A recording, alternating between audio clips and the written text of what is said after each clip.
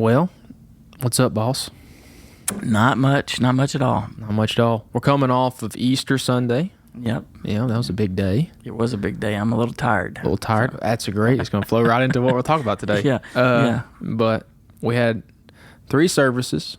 We had some baptisms. I would like to say, I hate to get super spiritual right off the bat, but feel like this school year, because I feel like us as a church, we base it off of school years. Just the Lord's really, it's been unique how many people have been baptized in this school year. It seems like every week something's happening. Yeah, this late winter, spring has been big. Yeah, and it's not just little kids which is obviously great. But man, adults, young people. I mean, it's fun to be a part of. So yes, sir. No, it's a neat time right now. It is a neat time. Springtime's a fun time of year, minus the pollen. It's getting warm. Things are growing. But anyways, to kind of get into what we're going to talk about today, I would like to preface it with this. May is next week, which is crazy. I know all the college students around here, their finals start next week, which you got 2 sons that are locked into that. And then locked in is a strong term, but they will be in college. Yes, yeah. All right, I see. When my wife was in college, she was locked in. I watched YouTube during finals weeks. Yeah. But and then summer's here, and it seems like the older I get, the more you realize things about life that are like, some good things where it's like, wow, I really missed that, and that is a much bigger deal than I thought, and I'm grateful for that.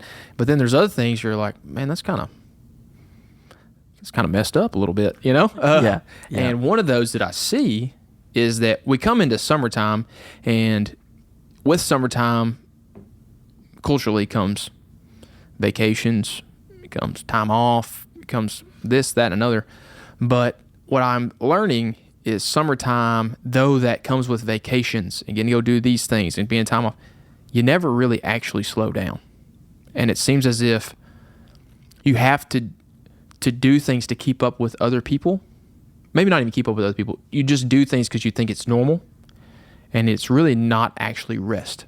And so that made me think, as we come into summertime, there is a biblical principle called the Sabbath that I'm kind of uneducated on. I would argue that a lot of the American Christian culture is uneducated on. And so I consider you to be an incredibly wise and godly man. So off the bat, biblically speaking, just without getting into the conversation of how we can practically apply that coming into this summer, what is the principle of Sabbath? All right. Yeah, big, broad. I can answer that. I would say, too, for anybody who really wants to do a deep dive, 13 years ago, I think it's still available online through our website, I did a series on good news about rest as a part of our Hebrews study. 13 years ago. So it goes back to about April 2012. Okay. So good news about rest, and that's really how I would encapsulate the Sabbath. Mm-hmm. Christ said, I think Mark 2:27, the Sabbath is for man, it's not for God. Mm-hmm. And so right off the bat, we need to understand that the Sabbath was created because we need the principle of the Sabbath. We need not just rest. I think too often we make the Sabbath is not just about rest. The Sabbath is also about worship. Right. So God created this rhythm of life, and it's incorporated in Genesis. So we need to understand that it began in Genesis because God showed us. He worked for 6 days, He called it good, and then He rested. Okay, well, we know God does not grow tired. God does not grow weary. God is not a man. So God did that to demonstrate the principle to us. He didn't do it because He needed rest. He did it so that we might know the value of rest. So the Sabbath was ingrained in Genesis. Then it's a part of the 10 Commandments in Exodus. Okay, so, even for those who say, well, the Sabbath is a part of the law, blah, blah. Well, we don't throw out the 10 Commandments. They're principles of who God is. They're principles of right behavior. They're principles of how we're to live life. Yeah. So the Sabbath is way bigger than some principle of the Old Testament. Yeah. Given to us in Genesis, it's a part of the 10 Commandments in Exodus, and it's for man, meaning God is trying through the principle of the Sabbath to help us to understand that we all need on a weekly basis, and that's really what the Sabbath is. It's a 7-day rhythm of life. On a weekly basis, we need to set aside a day that we focus primarily on rest plus worship. That's what the Sabbath really, really is. Okay, very good. And so kind of to try to, I hate to say devil's advocate on a Christian podcast here, but if we need a devil's advocate, we'd have Tom Brady. Is that right? Anyway, you go ahead. Tom Brady's the greatest of all time. We'll move on. Yeah. I'm flustered now. But try to poke holes in that. Well, what I hear you saying is when you mentioned it being in the Ten Commandments, yeah, we also go into the thing, well, that's an Old Testament principle. People argue Old Testament principle a lot of things. Like I can eat bacon. It's under the Old Testament law that's poor. So we can poke holes in these things, but at the same time, with it being in the Ten Commandments, I'm not going to argue, well, I can murder somebody, exactly, or I can commit adultery on my wife. Like nobody's going to argue those things. So why is it that it's been so isolated? Like I feel as if now you're saying you've preached over it in that series. Then there's certain topics that get talked about all the time in Christian circles, but I'm gonna be dead honest with you. I'm 29 years old. I don't know if I've ever personally done my own study on Sabbath or even heard an extensive teaching on it. And I know you said you did that, but I was 16 years old living in Bryant, so wasn't even around.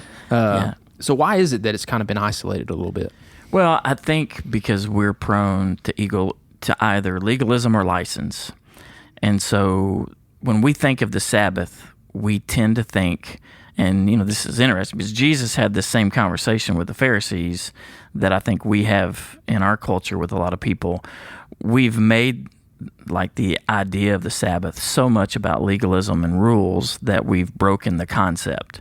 They're like, well, and this is true. You go back into the 1900s and stuff, people are like, well, you can't go to the movies on Sunday. You can't go shop on Sundays. It used to be you can't go eat out on Sundays.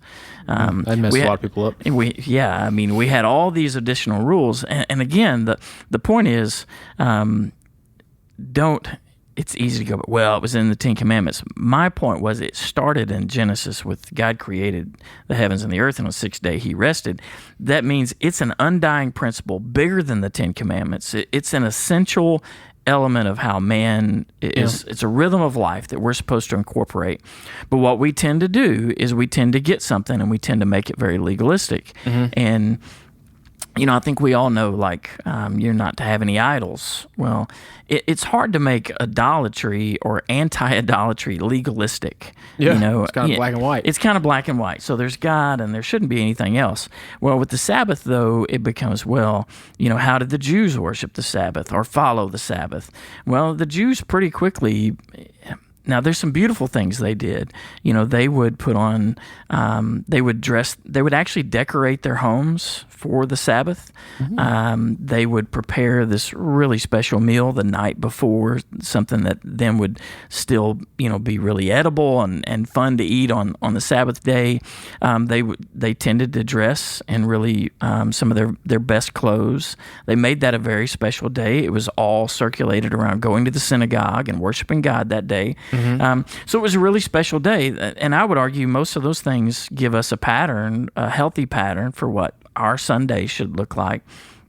But we tend to get fixated on rules and regulations, and so I think the Sabbath doesn't get talked about because people tend to want to be really legalistic about it. Well, you have to do this, you have to do that, and the reality is what God said is we as created beings need a rhythm of life.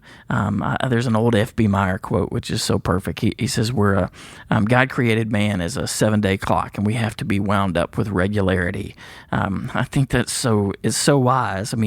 Because God made us so that we need a repetitive cycle of rest and worship. And if you want to add a bunch of how-tos and what-fors to that, you're already starting to miss the point. You need rest and worship. Relax, don't make it complicated. Don't make it hard. I would argue that a lot of people, they say, well, I need rest, so I'm going to stay home. I'm going to watch the golf match on TV. And, well, you've eliminated worship, But then also it's like, well, I need worship, so we're going to have all these rules to, we're going to be at church 12 hours that day. And, it's like, okay, I'm not sure you're getting the point. Yeah. The Sabbath is more about this understanding that God is on his throne and that he's in control and that he can be trusted and he's worthy of our worship. And we need to set aside a day, where we take a faith step, which is, I know God is going to provide for me, so I don't need to work this day. I don't need another day in the office. I don't need another day of the grind. I don't need another day to put money in the bank or food on the shelf or, cut hay. I can take a day and trust God that he's going to make it all work out, and I'm going to show him reverence and respect, and I'm going to worship him, and I'm going to physically rest. I think more so now than maybe ever before. I don't need as much physical rest on the Sabbath as I need to unplug from anxiety and stress. And again, I think that's part of what the Sabbath is created for. I need emotional rest more than I need physical rest because of what I do for, a vocation. And a lot of people are in that same boat.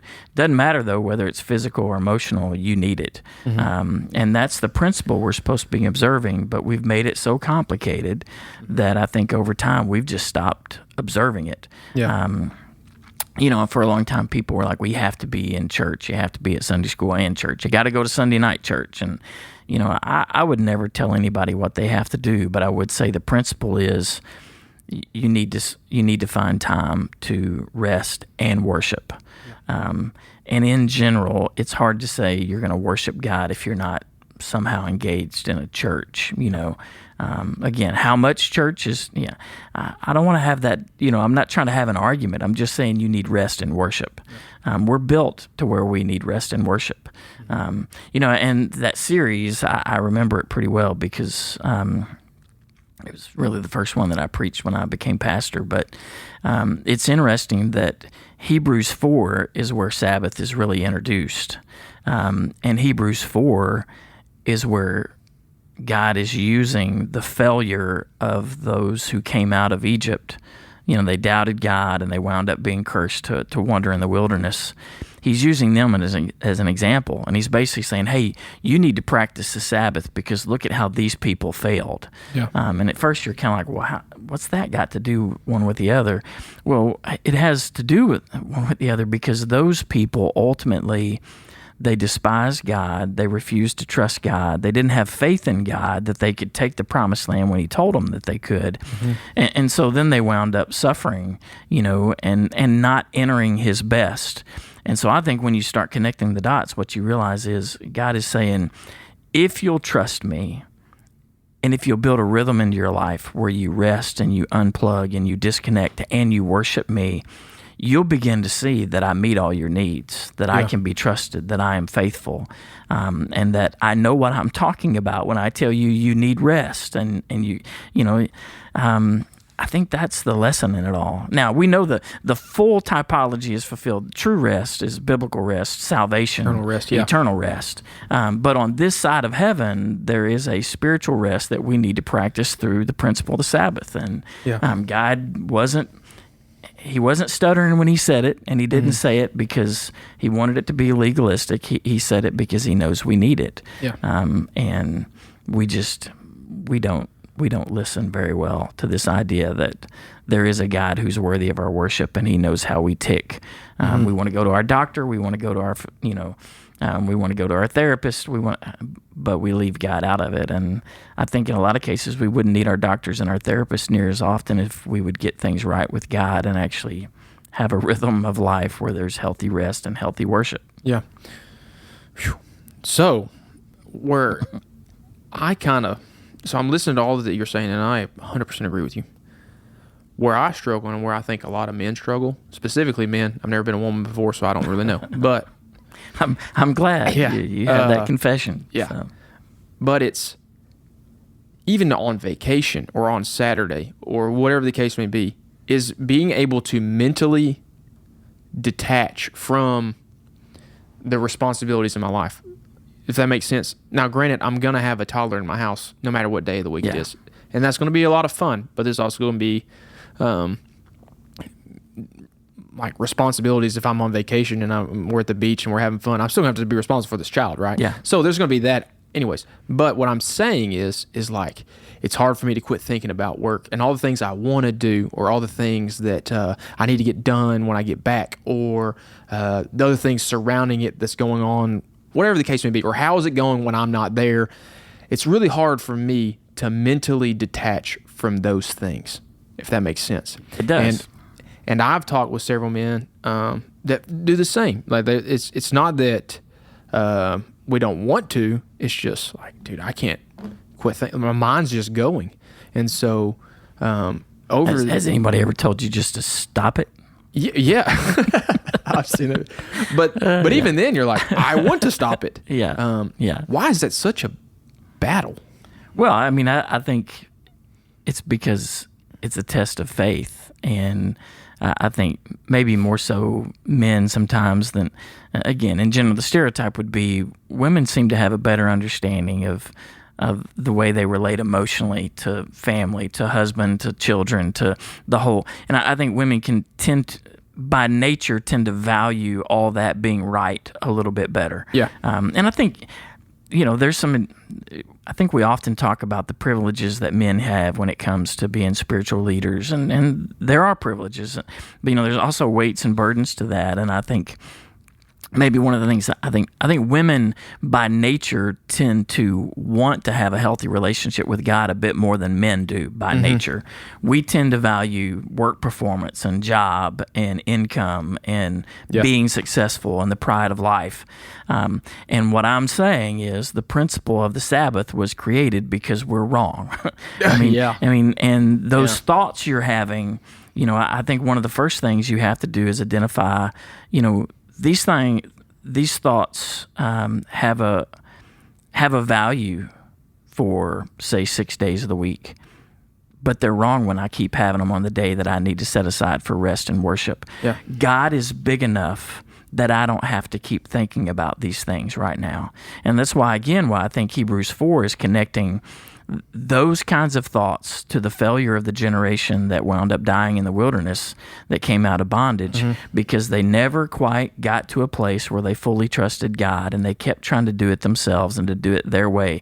And what I'm telling you is you have to reprogram your brain and accept the fact that God doesn't need my help, that I can rest and that I can trust Him and that He will provide, and He's big enough. And the Sabbath forces us to go through that thought process. Yeah. Not just once, but every single Sunday, I'm one, really Sunday is not my Sabbath. I can't Your rest. job to It's show my up and job, preach, but I think, I find other time to do that, and I think it's essential. And it's all about, in those moments, I think what we're really confessing is that God is bigger than we think He is, and that we're not as important as we think we are, and we can turn it off. Yeah. And like you're saying, I know it's hard. Yeah. Okay, well, there's a lot of things you do in life that's hard, and you have to force yourself, remind yourself of the truth, keep pressing on, and develop a healthy pattern of life. And I think the longer and longer you do that, the more it becomes a rhythm of life, and you begin to have success in that. And you learn to turn it off. Yeah. And this is going to sound, Captain Obvious here. This conversation, the things that you're saying are so counter to what, I don't know if men are explicitly taught, but I think that men in our culture are explicitly expected. Yeah. You know what I'm saying? And almost the mentality of, dude, if you want to make more money, or if you want to do better, then just work harder. You know? And even the hyper motivation culture, the sports world, whatever, is like, well, you need to be doing things when other people are not doing them. And it's almost as if you're not doing something, you're taking a day off, whatever the case may be, then there's laziness that's setting in. And I do think you could take this conversation like, oh, I need a Sabbath, man, okay. And you could take that as a freedom to be lazy for a day. And I don't think that's what you're saying. That could be a temptation. But the battle that I think that I and maybe some other men come to is like, well, if I fully submit to this, then will I look lazy, or will I fall behind, or will I do these things? And so what I hear you saying is, on the backside of that is no. It really sounds to me as if having those thoughts, then I'm saying that I'm in charge. Yeah. And that I have to always make sure that my life is going the way I want it to go. So a lot of I's and my's and me's, in that conversation. Absolutely. And you keep referencing, going to Hebrews 4, reflecting back on the nation of Israel in the 40 years in the wilderness. That was their mentality. They wanted to do things that they wanted to do, even after they told God, at that moment when they cut covenant with God to be his people, it was like the next week they were grumbling, saying, we would rather go back and do our own thing. And so anytime I get to sit in this seat and have these conversations, I'm always leaving like, man, I'm such a sinner. But I hope if any guys listening to this, and ladies too, that struggle with this, hear say is I can't always, or really never, but can't always have in the forefront that I have to make sure that I am in control of all these things. Yeah. No, I think that's the nerve that Sabbath really strikes, is like, can you get to a place where you admit that God is not up in heaven wringing his hands, I hope Wes clocks into work today, or he'll never put enough food on the table, or, I hope Wes works out today. I hope this is his long mileage. I mean, God doesn't need that from you. And again, the Sabbath is not for God. It's for you. Okay. So we can't get it in our minds, well, God needs me to worship him on the Sabbath, or he needs this, that, or the other. No. God's glory is not diminished when we don't do what we're supposed to do. So again, the way you observe the Sabbath, what you do on the Sabbath, God doesn't need any of that. He's made this rhythm. It's for you. And, I would even argue with someone it's like you're training for a marathon or whatever. There are days when you have to put in long mileage days. Okay, well, just don't do that on the Sabbath. Or if that relaxes you and you can pull that, I guess that's fine. But that's not me. No, not at all. It's one of those things where you can build the Sabbath into your routine, and you don't have to be a crazy Nazi about it. It doesn't mean that you don't. Again, it's all about sustainability. What God wants from us is for us to be in balance and to be rested and to be free of unnecessary anxiety and to have a rhythm of life that is sustainable, and to find time to worship him and all that. That's what we're talking about. And I think you can incorporate that into your physical routine, your emotional, all of those things, know. The reality is, I think your kids benefit when you have a rhythm that's healthy, and when you're not anxious all the time, you're not working too much, and your wife benefits. Everyone is happier when we're in balance. Yeah. And that's why, again, God designed this principle because he knows we need it. Yeah. And like you're saying, the tension is basically, I'm not trying to put words in your mouth, but when you're that person who's like, I don't have time for this, that, or the other, what you're really saying is, God, I don't trust God enough.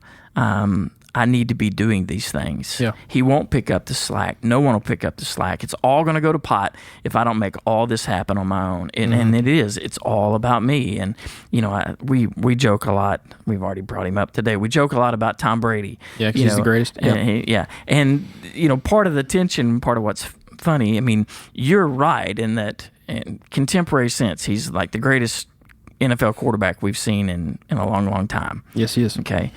But I'm always giving you that jab, because the reality is I'm convinced he was out of balance. He has some wreckage in his personal life. And sooner or later, that's going to catch up to him in a way that 6 championships or whatever is not enough to outweigh, and that's where I think we have to understand, is being Tom Brady worth all that wreckage? Or is it okay to maybe be, I don't want to, Kurt Warner, he had a pretty good little career, I don't know. I think we all have to kind of decide what God wants from us, but I believe we can have our cake and eat it too if we'll do it God's way. Yeah. Now, you may not be that, that historical figure that everybody remembers, but Yeah. Is that worth it? Yeah. Now, a couple of things to kind of keep going down the line. You were real quick. One, he has 7 championships, but one, Tom Brady does not know the Lord. I mean, based on the fruit in his life and the things that he said, but he has achieved all these things, and he has all this acquired. Well, just things that you and I will never even know, right? And Kurt, he put in the work. He sure. Yeah. 2 failed relationships, kids with multiple women. That he doesn't see on a consistent basis. You know what I'm saying? Kurt Warner knows the Lord, bears good fruit, married to the same woman for a long, long time. You know, which one would you rather have? You know what I'm saying? If we really dig deep, like, do you want to be able to go to sleep at night, knowing your kids can look you in the eye every day? Yeah. You know, I don't know. There's some things. I would even argue, not which one do you really want to be. I would say, which one is eternity? Who's happier? Yeah. You know what I mean? And that's where I think we have to look. These things are temporal. Winning football games, winning championships, making the most money, being the most successful at work. Those things, they have value, but almost all of it's from a worldly perspective. Oh, yeah. Can you still sustain your home and be a good dad, be a good husband, have enough money for the things you need, and not be Tom Brady? Absolutely, But we don't ever want to admit, but there's also some things that God has woven in the fabric of life when you're living life God's way. There's things that you gain that you can't put a price tag on, and the world won't celebrate them, but they're valuable. And the Sabbath is one of those things. Here's where push comes to shove. Trust me with this way of living. Trust me with this day. Trust me with this rhythm of life. It will pay off. Yeah. We do math the wrong way. We do it all by the world's way, and we just don't see the value. Yeah. And you've referenced the word worship multiple times. It's a day of rest plus worship. And just real quick, to get a good definition of what that is, because even in my mind, or I'll just say off the cuff, or a natural mentality to get into is whenever I come to church on a Sunday to take part in worship, my initial mentality is I want to sit down and I want you to teach me something. Yeah. And that's not, I wouldn't argue that's not worship, but I would also kind of dare to say a lot of, and I keep referencing men here, but that's because I've only ever been one, and that's kind of how we are. Like, dude, please just teach me something. I came here. Yeah. I took the day off, load my wagon. Yeah, now teach me something. And so what is a good definition of, it's very easy to define what rest is, okay? A good day for a rest of, like a prime Saturday for me, is just hang out at the house. I cook pancakes, maybe cut the grass, hang out with my family. That's a great day. I'd live that day over and over again. But what is a good definition of worship? Well, I believe it, maybe I won't make this pithy or anything, but worship is reminding ourselves that God is first, that He is priority. And I think we do that by giving Him the best of who we are. And part of that means that day you're going to be fully engaged with God. You don't compartmentalize. You don't keep 2/3 of your mind set on work. That's not worship. Maybe you're worshiping work. But if you want to worship God, it means you're going to slow down. You're gonna fix on Him. I think it's healthy to say, I want to learn about God today. That's a part of worship. But worship also requires giving back. Yeah. We give Him our time and our energy and our activity and our attention and all those things. And so, I think a healthy routine of worship is, again, where God takes first place and you serve Him with your time and your talents. And hopefully you do. You try to learn about God that day. But you're also just spending time doing those things that God values.